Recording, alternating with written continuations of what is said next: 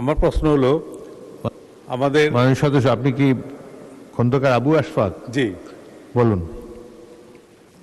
আমি আজকে বলবো যে আমাদের এলাকায় বা সারা দেশেই বিশেষ করে যে 18 বছরের নিচে যে ছেলেগুলো আছে, মেয়েগুলো আছে, তারা কিন্তু অবাধে চলাফেরা করে। তাদের কাছে সিগারেট সহ মাদক জাতীয় জিনিসগুলো বিক্রি করা হয়।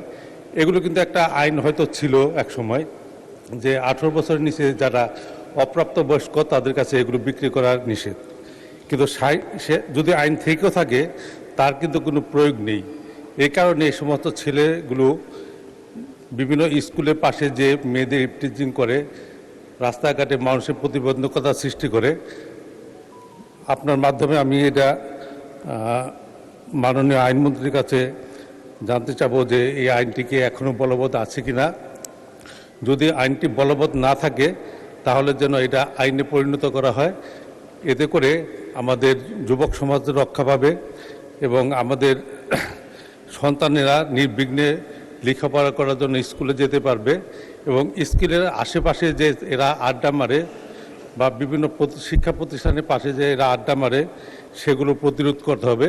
এজন্য আইন প্রয়োগকারী সংস্থা যেন সেদিকে সজাগ দৃষ্টি রাখে। আপনাকে ধন্যবাদ। ভয় পাস না, এটা কসমিক ডোর। স্বপ্নের আরেক নাম কসমিক ডোর। এর ওয়াল থিকনেস ও রিপ থিকনেস বেশি থাকায় এটাকে 50 বছরেরও বেশি। কসমিক ডোর, নিশ্চিন্তে 50 বছর।